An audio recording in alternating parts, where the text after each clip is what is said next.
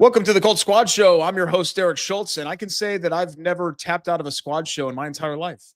And I'm Zach Hicks, and you get the best of both worlds today. You get Zach Hicks in Jake Arthur's office. And I'm Allen Pinkett, former Oiler, and I'm sort of jealous because Zach is down there watching the guys in shorts Super Bowl.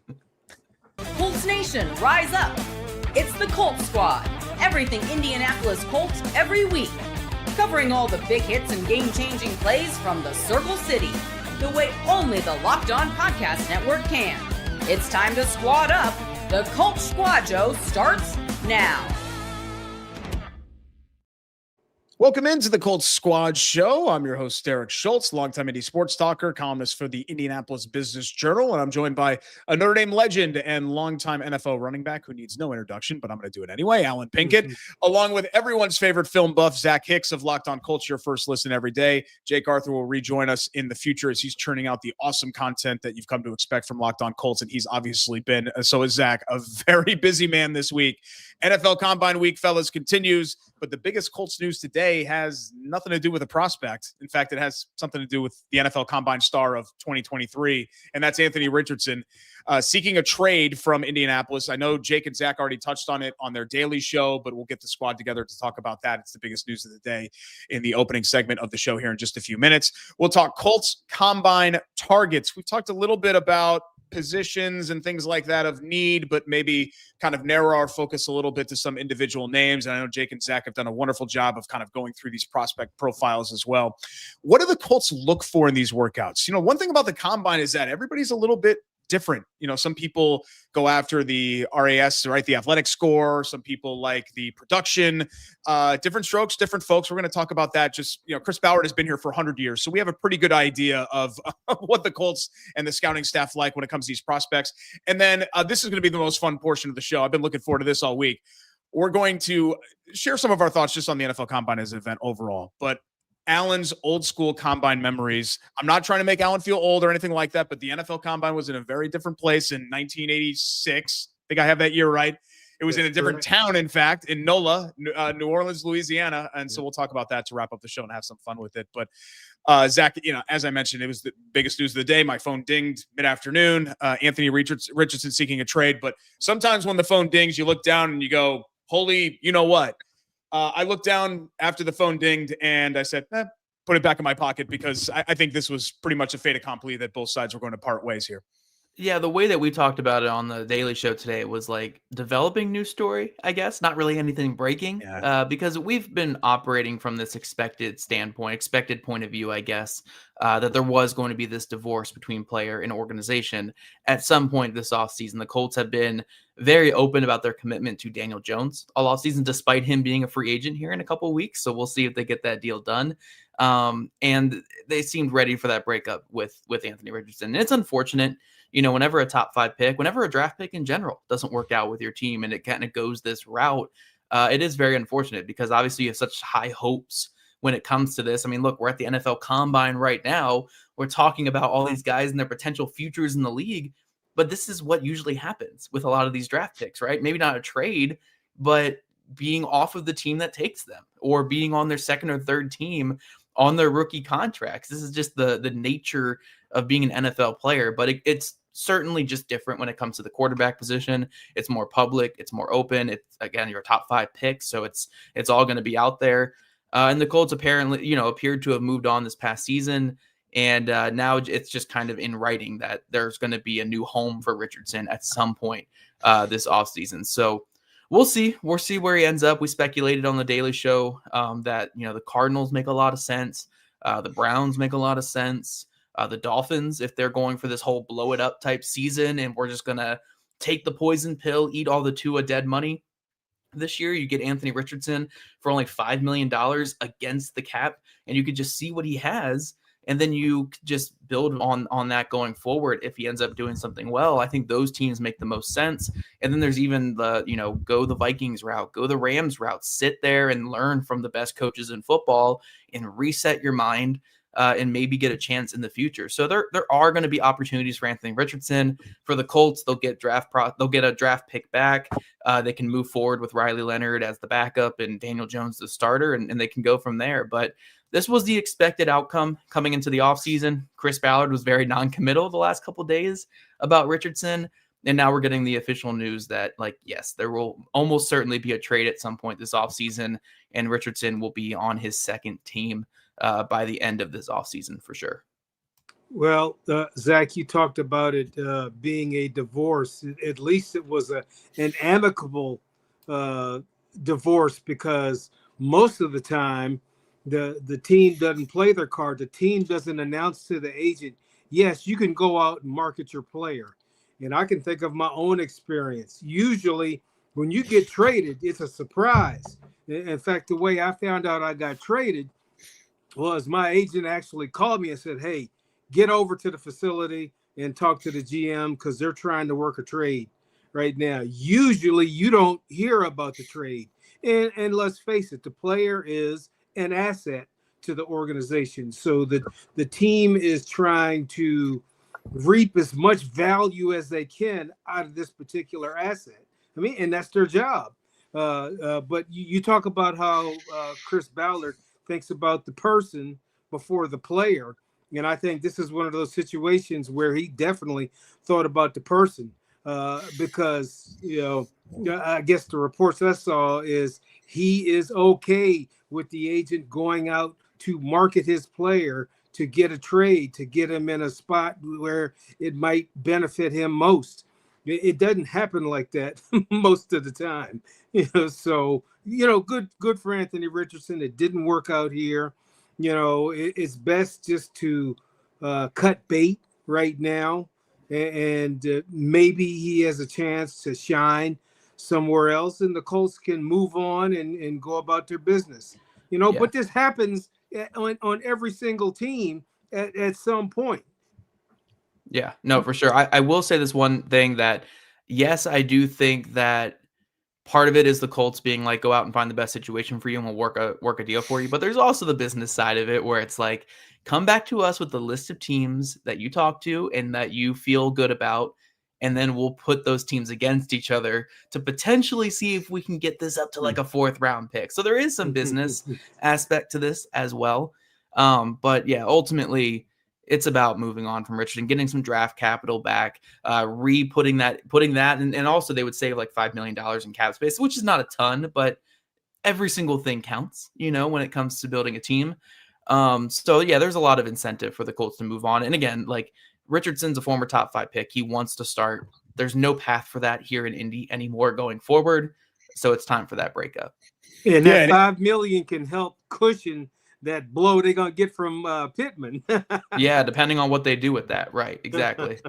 Yeah, and guys, even if this is the first time this has gone public, they've undoubtedly been thinking about this for a while because this relationship has been over for a while. Like the Colts will never come out and say this, but the second that Anthony Richardson lost the starting job in August to Daniel Jones, this was over. Yeah. And I don't think anything really, sometimes situations are fluid and they change. This is one of those situations that I think was no one has ever gotten benched twice because that's what that was. He was benched. I mean, we watched Daniel Jones in camp and all of that. He was okay. It's not like he lit the world on fire. I think that decision was as much about, yes, we can win with Jones, but I think that decision was as much about we can't win with this guy as it was about Jones. I think it was kind of an equal thing. And so I think they've been out for a while, but that's good, right? Because we're trying to look at this optimistically. You're preparing for this. And I think Richardson deep down knew what was going on too. And his camp knew what was going on.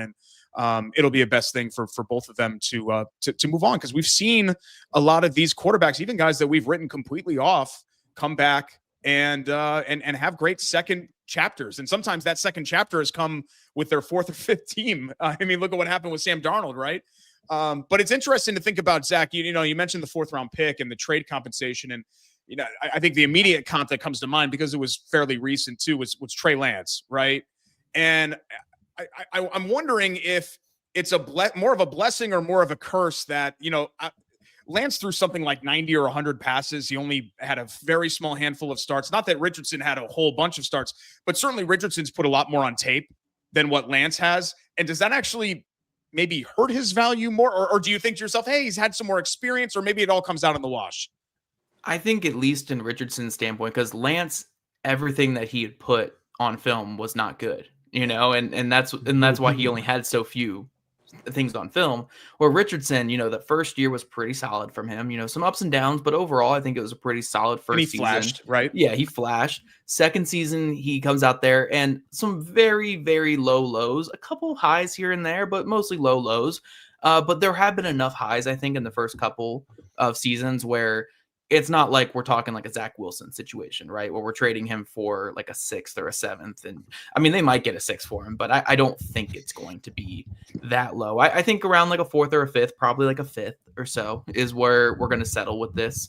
If they get anything more than that, I'd be very happy for the Colts. But yeah, it's so interesting because when it comes to quarterback trades and just moving quarterbacks, desperation is the name of the game, right? And who knows how desperate these teams are going to get when you're looking at a quarterback market this offseason that's essentially Fernando Mendoza, Malik Willis, Kyler Murray, I guess. Yeah, it's a really bad group. There's not enough quarterbacks to fill the voids out there. And I'm not saying that Richardson is this perfect fill to the void, but he's more interesting, I guess, than going for Tua, on the open market, trading for a retired Derek Carr.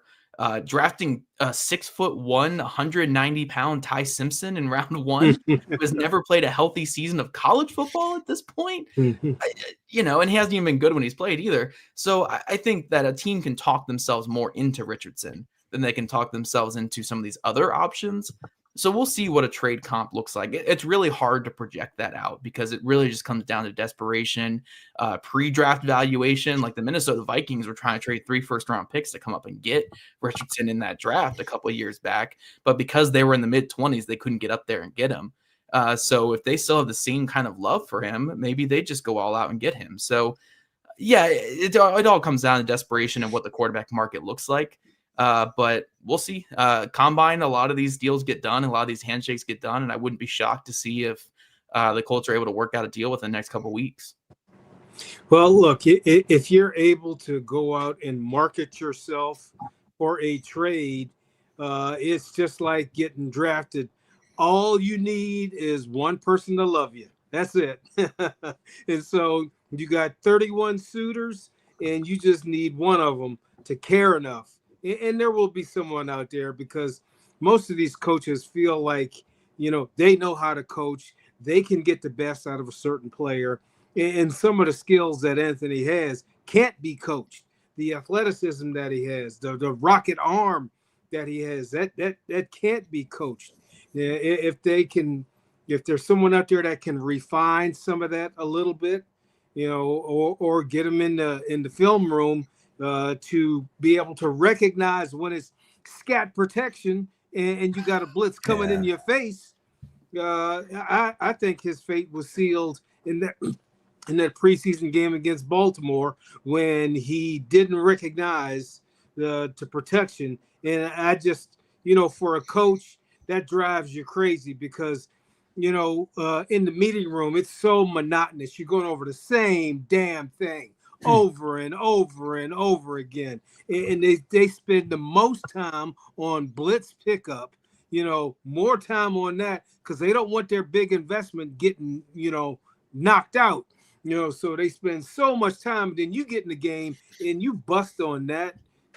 Then you just, as a coach, you lost all confidence, all faith. We are moving on, but again, I think it was amicable. Because they are letting the agent go out and market them. But, as the team, you just say good riddance, let's see what we can get for them. And I think Chris Ballard is doing the right thing by letting the agent help him shop him, so that at least there's somebody out there, saying some good things about him. Maybe you can get some good vibes from him because all the other teams are calling Chris Ballard saying, what's wrong with him? Yeah, no, for sure. And I will just to go off of the preseason moment, I don't know if that was like the tipping point in this relationship, but I do think it was kind of like the final straw in the relationship. because there were plenty of tipping points. One being the tap out we all talk about in 2024, where us sitting at home, we could say it's not that big a deal. But in the machismo that is NFL football, that is a big part of like tapping out of a game as a quarterback. You have offensive linemen that are playing every single snap and busting their butts on every play. It's a tough look, for a lot of players. Ryan Kelly called it out in particular when he was here. So you have that. You have the benching that happened a couple weeks later that season. Then you had him being reinserted back in the lineup, I think kind of against what Shane Steichen wanted.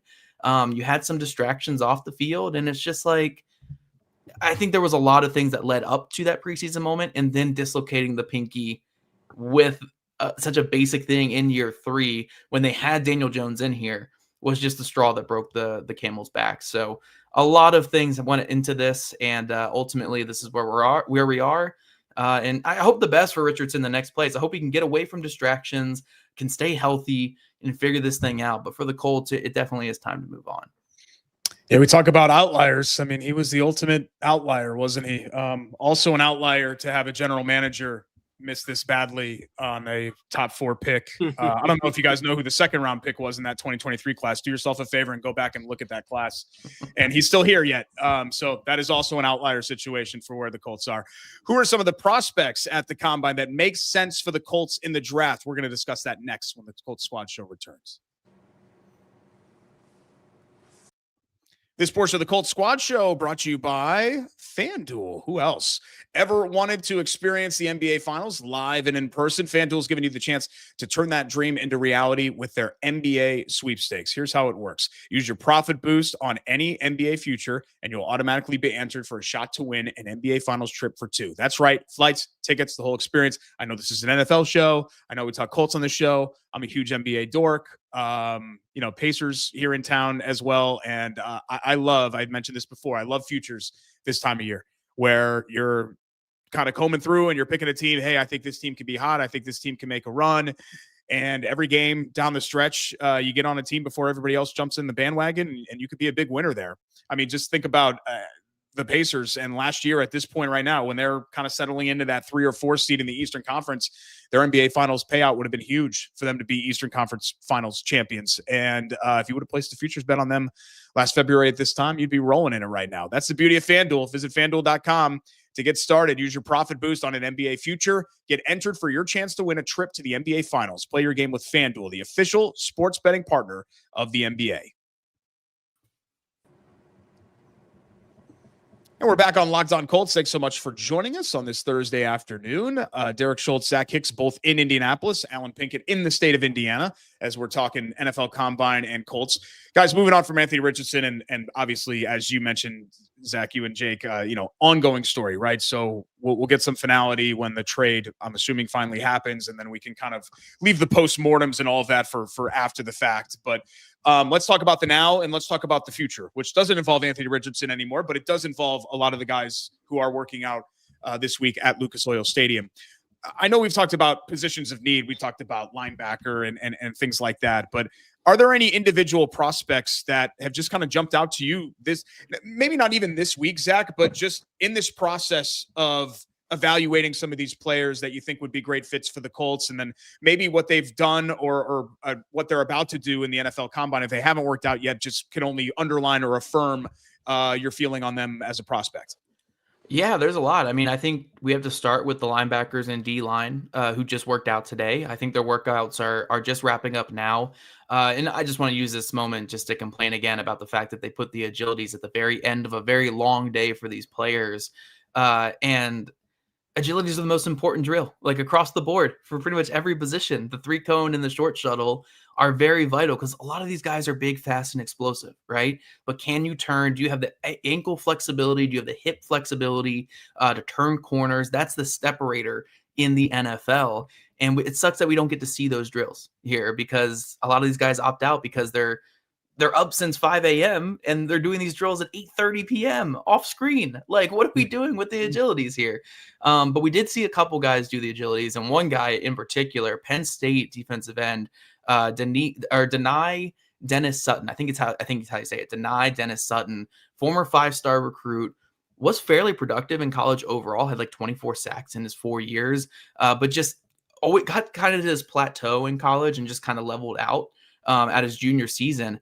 But the combine performance he had today on the field, oh my gosh, just what 6'5", like 260, or I think it was a little under 260 today. Ran in the 4.6s, had some of the best vertical and broad jumps, ran an under 7-second 3-cone drill at 260 pounds.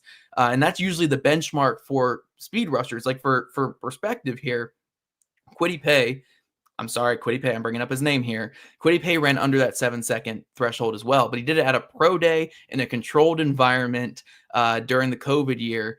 And he was like a good 15 pounds lighter than this guy. So this guy at a much bigger size at the combine where it's a tougher environment, again, at the end of a very long day on this slippery turf field, was able to hit under that benchmark. So the workout was incredible. And then you look over at just all these linebackers consistently running under 4.6, all of them. Like these linebackers are scooting. And Sonny Styles, who the Colts don't have a chance at, he's going to go top 10 in this draft. Ohio State linebacker, putting together arguably the greatest combine performance we've ever seen. You know, the 43-inch vertical jump, 11.2 broad jump, and then coming out here and running a 4.47. Oh my gosh, just one of the greatest athletes we've ever seen. It's like a Calvin Johnson level workout at linebacker right now, but there is speed for days at linebacker in this class, especially on the D-line as well. And then when you get to kind of these interviews that Jake and I have been doing in the mornings, you know, there's several standouts. You know, I've talked to high and low guys who are at the top of the draft. Lee Hunter, who could be there with the Colts pick in round 2. Big nose tackle. Didn't test out of this world, but he's a nose tackle. You know, zero techs are not going to test like the greatest athletes in the world. Very fun, very boisterous guy. Really fun to talk to. Very Grover Stewart-like in his mannerisms and how he spoke. And then you get to D'Angelo Pons, the Indiana corner, was very, very fun to talk to today. Jake had a blast with him. He compared his game to like a Kenny Moore, a smaller corner who has lasted in the NFL for a long time. And a lot of young players look up to that kind of guy.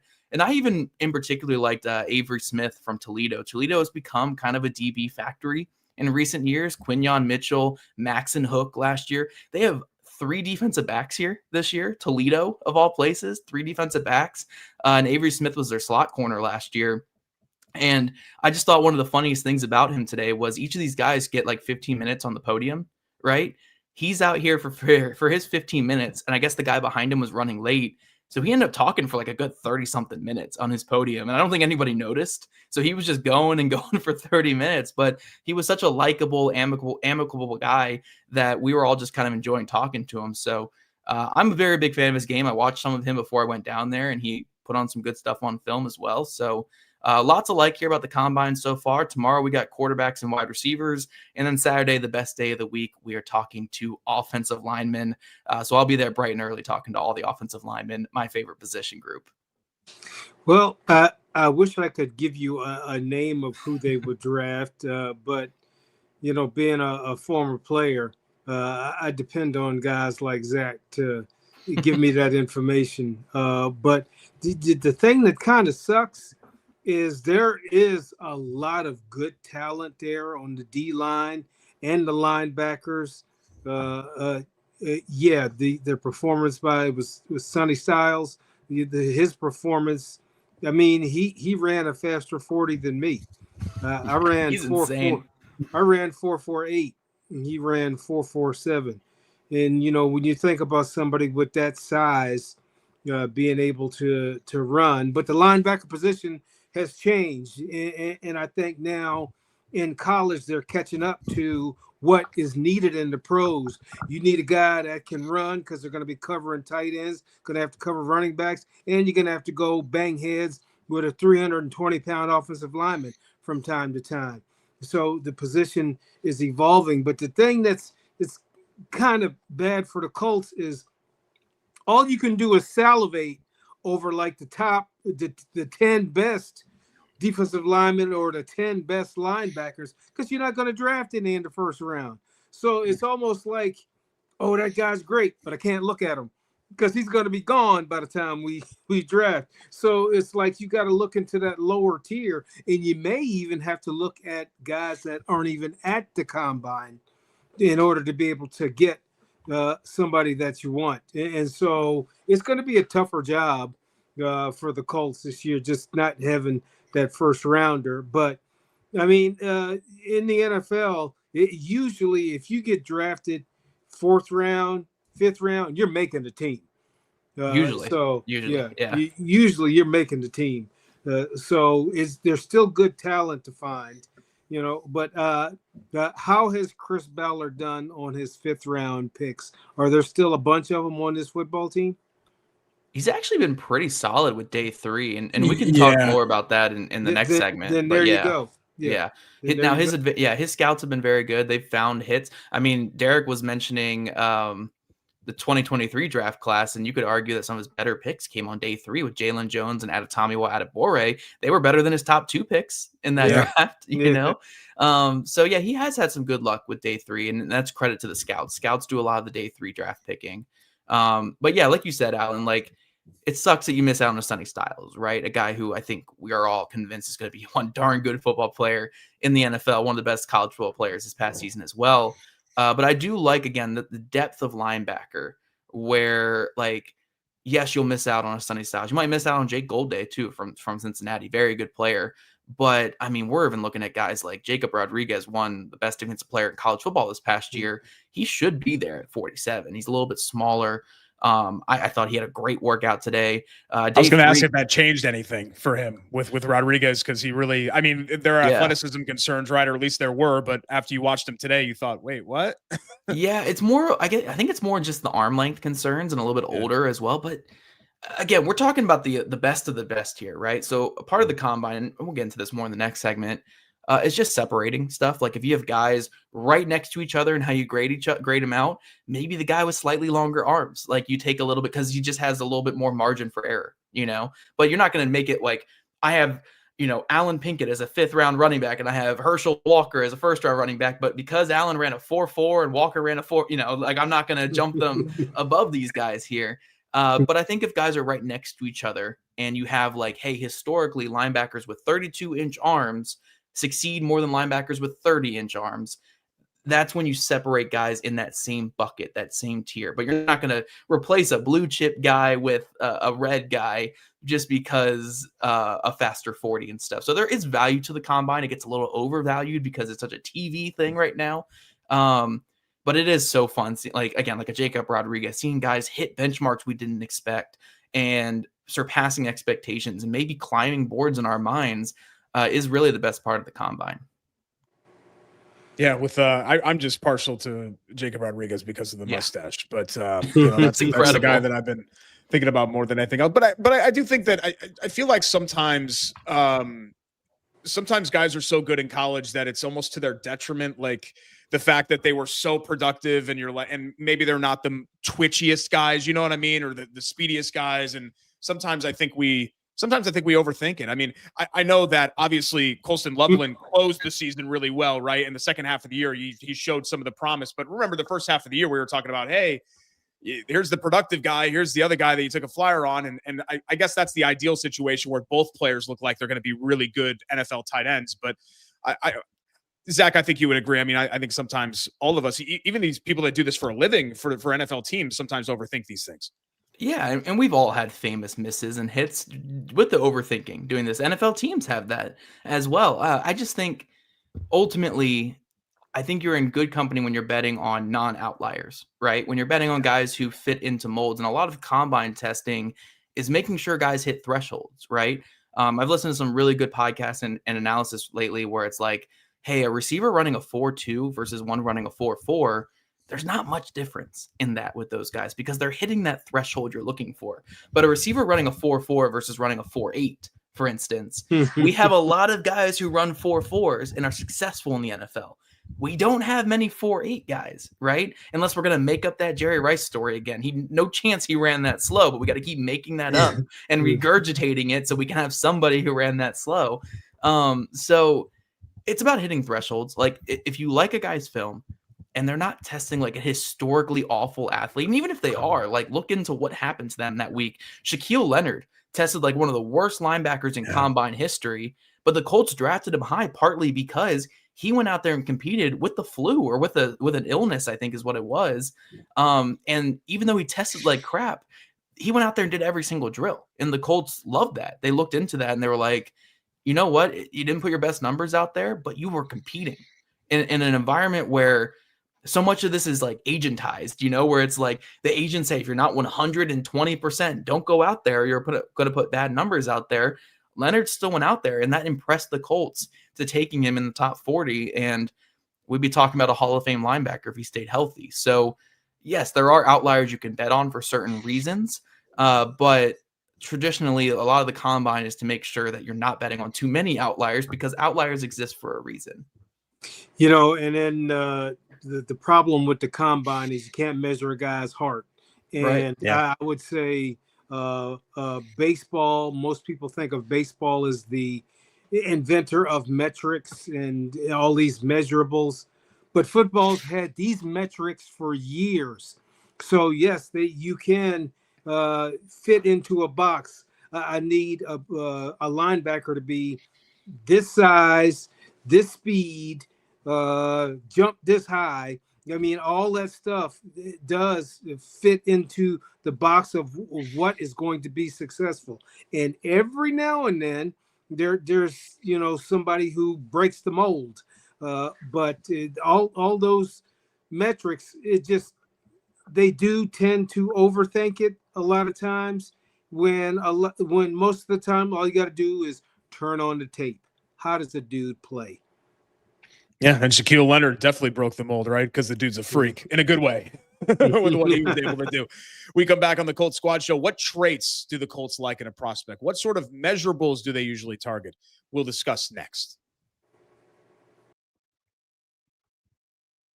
This portion of the Colts Squad Show brought to you by Indeed. Workplace chaos, deadlines stacking up, inbox overflowing, and the one position you have to fill is still sitting open. When the pressure's on and you need the right hire, this is a job for sponsored jobs. Indeed Sponsored Jobs helps you reach the people who actually fit what you're looking for. Skills, experience, location. So you're not just hoping that the right candidate stumbles across your post. And here's a stat line that says it all. In the minute I've been talking to you, companies like yours have made 27 hires on Indeed, according to Indeed data worldwide.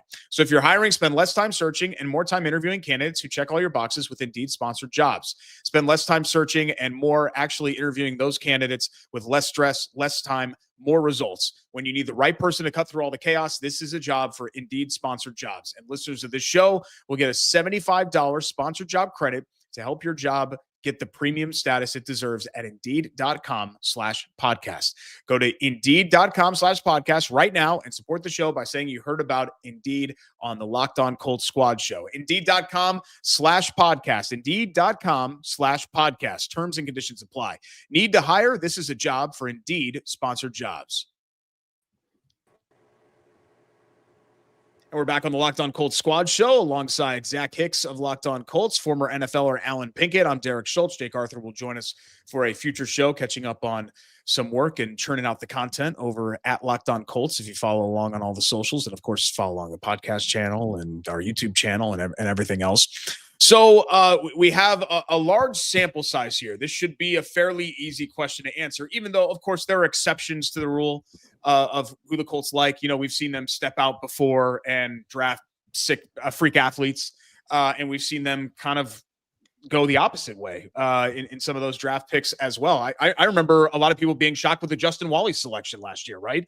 As one of those. But while knowing that this isn't like a hard and fast rule, Zach, can you put into terms for the listening audience just kind of what the Colts usually look for now that we've had, 9 years of a sample size for Chris Ballard? And I know some of the names and faces in the scouting staff have changed, but largely the guy at the head of the table is obviously still the guy in charge. Yeah, I think there's a lot of stuff behind the scenes that the Colts particularly look for in their draft prospects. I think the combine event is one that Chris Ballard and his staff would never miss. I think this is what the Jacksonville Jaguars staff is not here this week because they're focusing on other things and they're not as valuing the combine as much as other teams. I don't think that's something the Colts would ever do because they do value a lot of those pre-draft interviews. They value. I've seen Colts scouts in attendance for the media sessions before, just watching how guys answer media questions and do a lot of this. So there's more than just the on-field measurements. that the Colts are evaluating during this week, and they want to see how these guys compete. Sometimes the quantity of drills and on-field drills they do is very important for the Colts too, right? Like I said with Shaquille Leonard, like the fact that he did every drill was very important to them, seeing him go out there and do every single one. But I think if we were going to put like a base drill that the Colts certainly value, I did an article on this about 2 years ago, I think, for Horseshoe Huddle. They have particularly valued the broad jump. And I personally, I think the broad jump is one of the more valuable drills that you can do.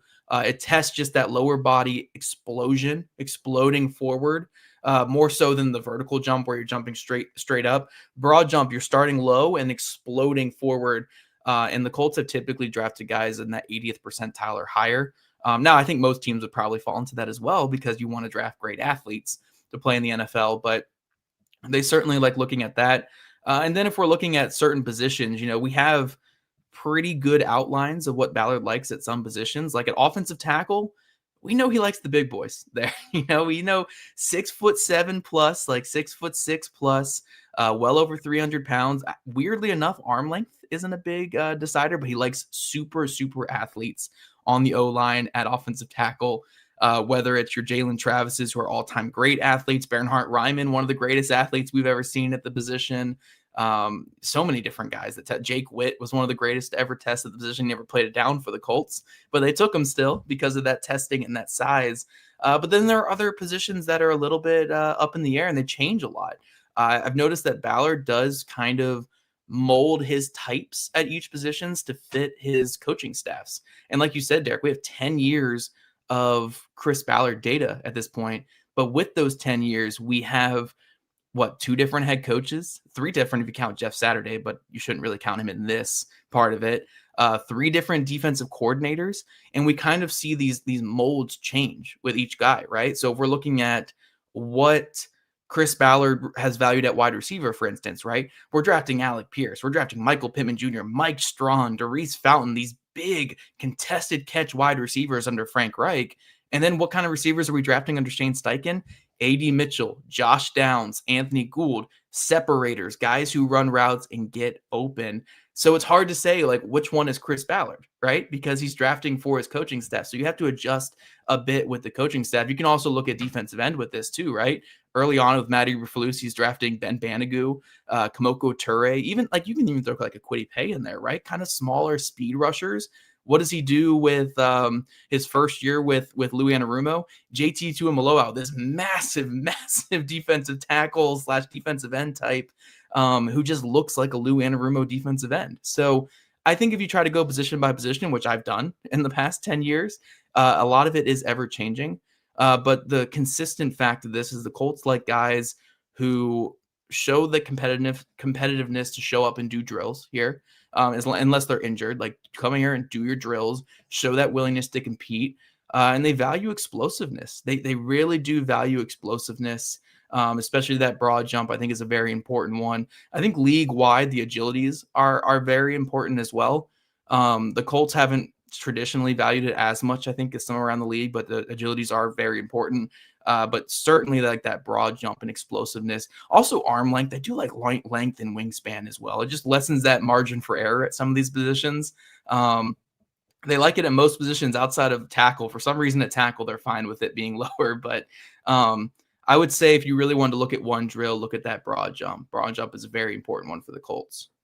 I guess if they are looking at the long arm thing, just look for if you have short arms and love going on a roller coaster, you're not going to get drafted by the Colts. But if you got long arms to ride the roller coaster and like to hold your arms up, get off the roller coaster. Yeah. But anyway, I think you call it mold, Zach. I would say every team has a certain style of player, and I'll give you an example. I look at a guy, and I got to go way back just because that's when I paid attention. But a guy like Warren Sapp, he could never play for the Washington team or for the Dallas Cowboys or, for that matter, the Kansas City Chiefs, because they want a more streamlined, athletic type of guy. They don't want a nasty-looking every player who plays for the Cowboys look good in their swimsuit. All right. All right.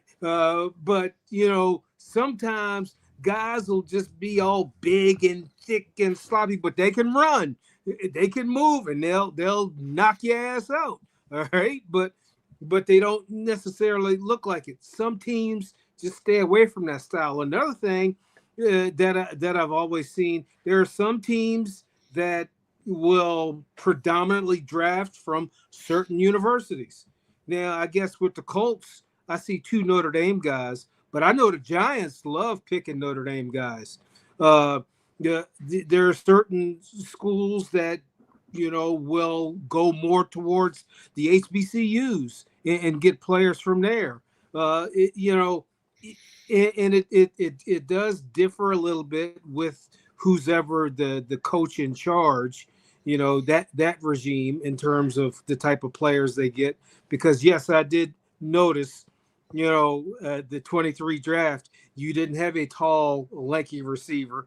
Yeah, you had Josh Downs, but it's all to say each team has an idea of the type of player they want, the type of personality of player, the whatever they're getting from the school that they went to. And now if all that's going to change with all this NIL, because players are jumping from team to team to team. But I could always count on somebody from Notre Dame going to the Giants. Yeah. But now it looks like, like the Seahawks, Carolina Panthers prefer more of a guy like that. But I say all that because I can't answer what the Colts look for because I haven't studied it enough. I haven't focused enough on what a Chris Ballard likes. But when I do, just from a 30,000-foot view, look at it, there's not one particular university he likes to go to get his players. From an athletic standpoint, it looks like he does like guys with good skill and technique and good measurables. It looks like that. And it looks like he likes guys that look good in a swimsuit too. Not all teams are into that. Some teams, they want a nasty looking, guy who wants to be in the bar at 3 a.m. fighting everybody. That type of guy. But the Colt style, I guess, has, worked well in terms of they're right in the mix. It seems like, but what do you have to do to get over the top? And I think to get over the top, you got to hit on your first and second rounders, not your fifth rounders. That's true. I mean, yeah, it helps to hit on the day 3 picks, but it really helps to hit on those first and second. Yeah. I will want to add one thing, and this doesn't really have to do with the combine, but in terms of like Ballard types, one thing I've noticed the last 2 drafts with this Wild West NIL era that we're in, right? Aside from AD Mitchell, Ballard has predominantly drafted guys who have stayed at one university throughout their whole 4 or 5 years in college. And then if they do transfer, he likes guys like Jalen Travis, who made the jump from, I believe, Yale or Princeton up to Iowa State, right? Where it's like that FCS to FBS jump or group of 5 to Power 5 jump, right? So I would say keep an eye on that with all this NIL stuff where, like, if you look at all of his draft picks in the last 2 years, right? Like, I guess Latu transferred, but that was because he had to medically retire and he had to find a new place to play, right? But if you look at a lot of these other guys, they stuck it out with who they've been with these last 2 drafts. And I remember him in particular talking about Justin Wally and really liking that about Justin Wally last draft cycle. So I think that is a valuable part of their process right now, or at least if they are getting a sense of why a guy transferred, they're understanding it's more than just for like the money, than doing it. There's a trait. There's a trait there that he likes, that he feels is going to make them, more competitive and it's a still better player. It's still early in calling that a trend with them, but I'm roughly saying that that's a trend with them right now. Yeah. I like trait because trend is we would definitely see it, right? But right. It is trending towards a treat. Yeah, right. Well, let me tell you guys the tale. 40 years ago, an exciting young prospect who shattered the record books at college football's most famous program was in New Orleans, Louisiana, auditioning for NFL teams. We'll talk all about it. Firsthand experience of Allen Pinkett when we come back and wrap up the Colts Squad show next. This portion of the Colts Squad show brought to you by HomeChef. As the new year gets going, a lot of people are trying to simplify their routines, and dinner is a big one. Between busy holidays, cold winter nights, and packed schedules, having an easy, reliable dinner plan makes a huge difference. That's where HomeChef comes in. HomeChef takes the stress out of cooking by delivering fresh, pre-portioned ingredients right to your door with easy-to-follow recipes that actually taste great. They're rated #1 by users of other meal kits for quality, convenience, value, taste, and recipe ease, and it's easy to see why. We love HomeChef in our house. As I mentioned before, my wife works odd hours as she's an overnight nurse at a hospital in the city, and so a lot of times it's me kind of coming up with the dinner plan, which is fine. I like cooking, but what I can't do is make a bunch of meals from scratch by myself and I'm pulling up a laptop recipe or a Google recipe or something like that. No. HomeChef takes all the guesswork out of it for you. It's great. They give you 30 weekly options, including family-sized meals and different dietary choices. There's great variety, and you can even sign up for 30-minute recipes or oven-ready trays when you're tight on time. Best of all, HomeChef customers save an average of $86 per month on groceries. For a limited time, HomeChef is offering our listeners 50% off your first box, free shipping, and free dessert for life. Just go to homechef.com/lockedon. That's homechef.com/lockedon for 50% off your first box, free shipping, and free dessert for life. Must be an active subscriber to receive free dessert.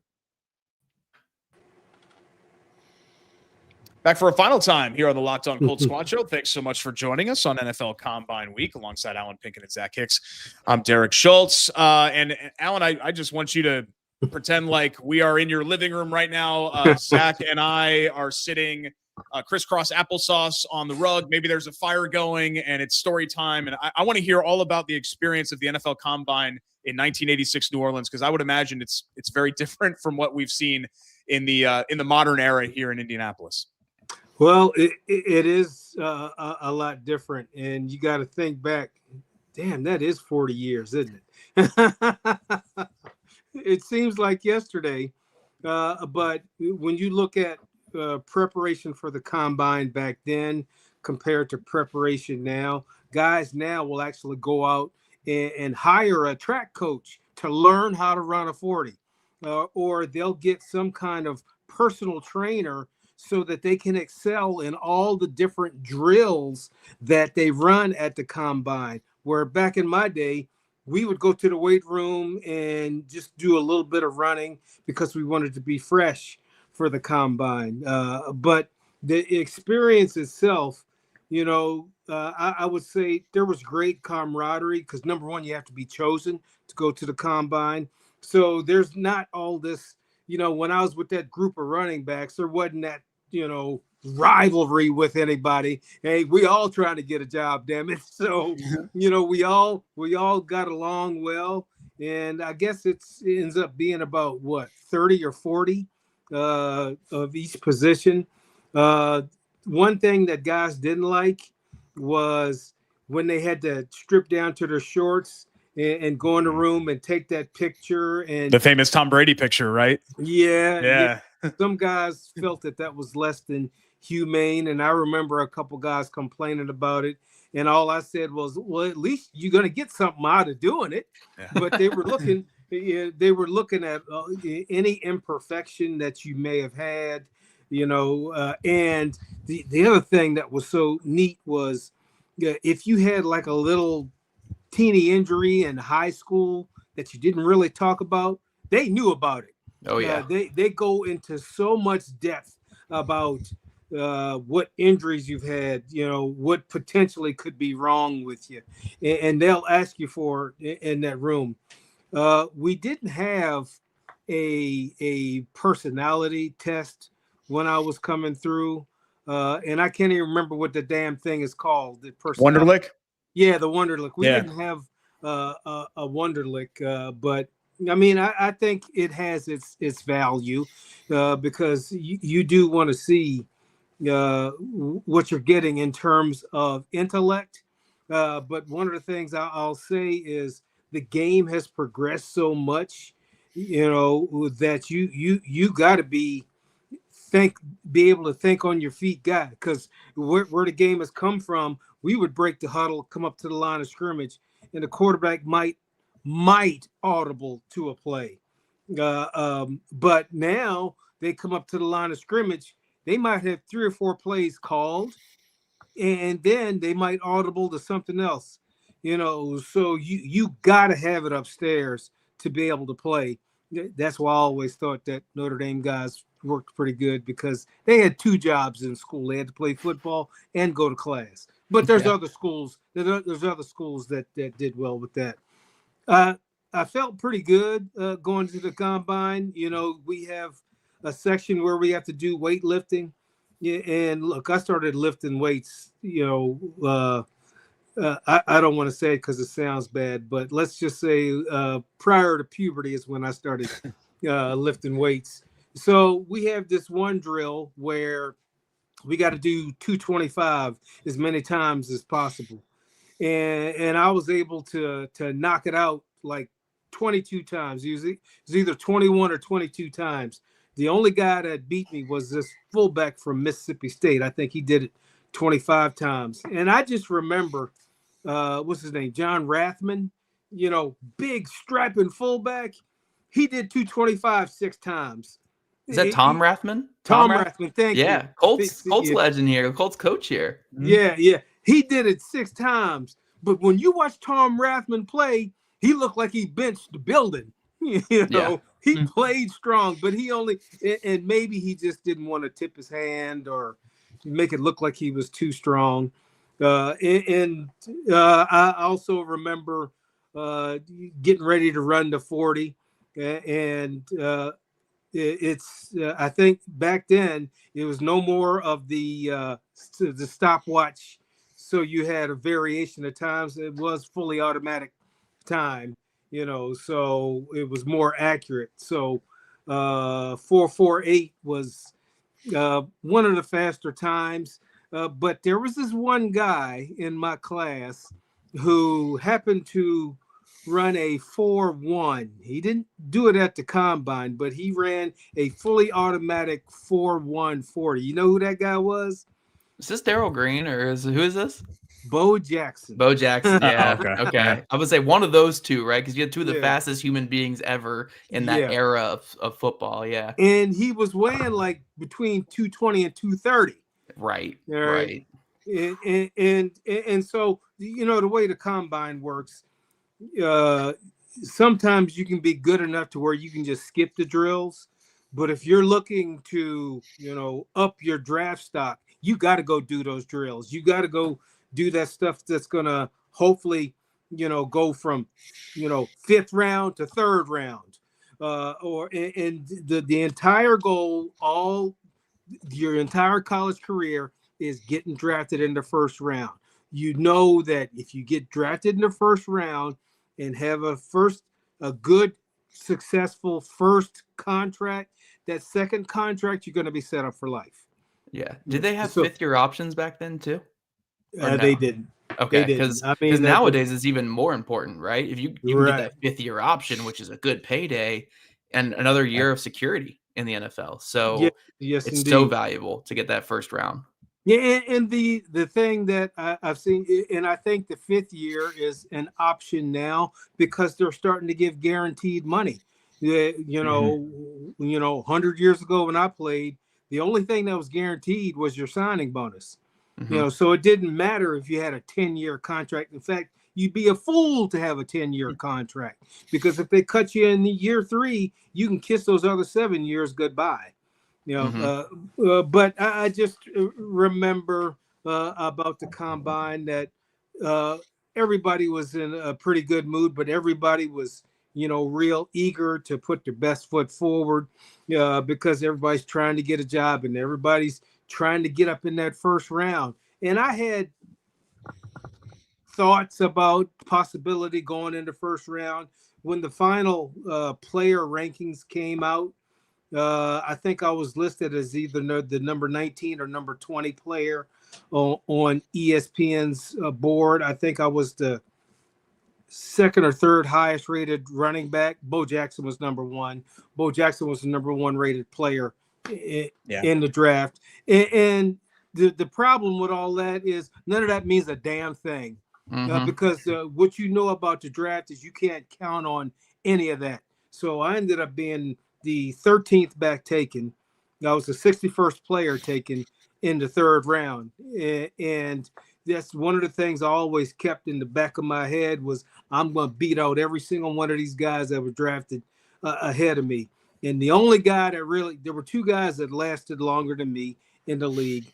One of them was Keith Byers, but he turned into a tight end somewhere in there. And Ronnie Harmon, well, all he did is play on third down. He wasn't a full-time back.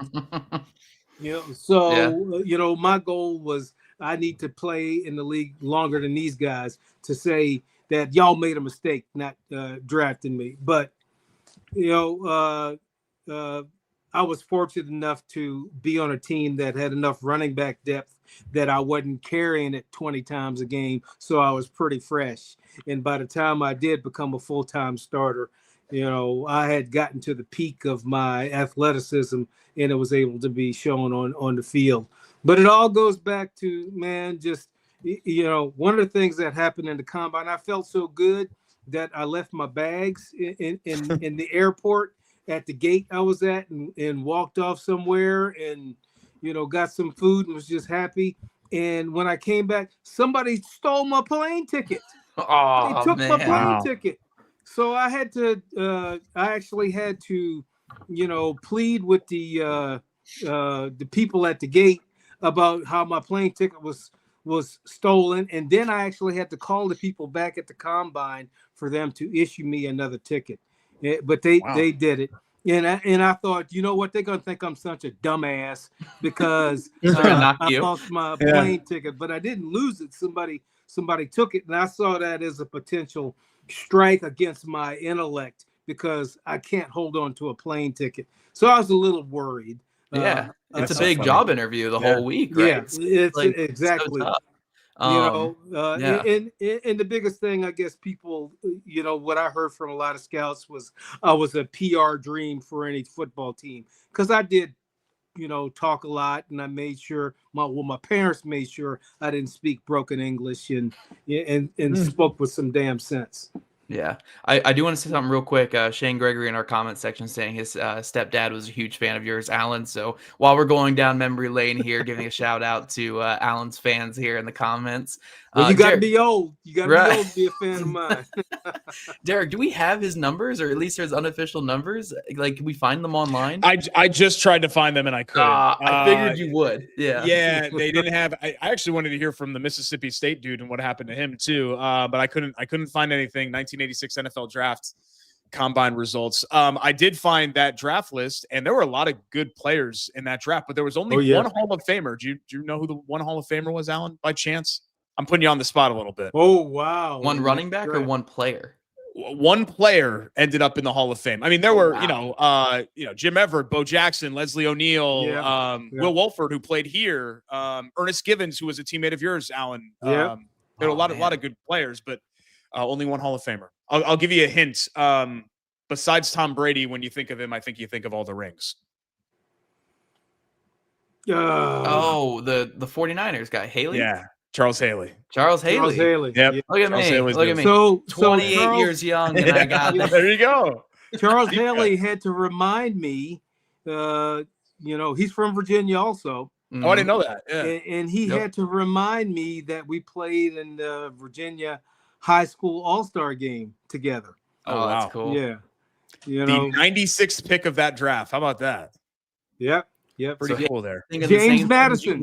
So he's JMU. a true homeboy. So he went to James Madison. But yep. That's not a bad claim to fame. Kurt Signetti and Charles Haley. That's pretty good. Yeah. And Zach Hicks. Zach Hicks was there for one semester, baby. One semester.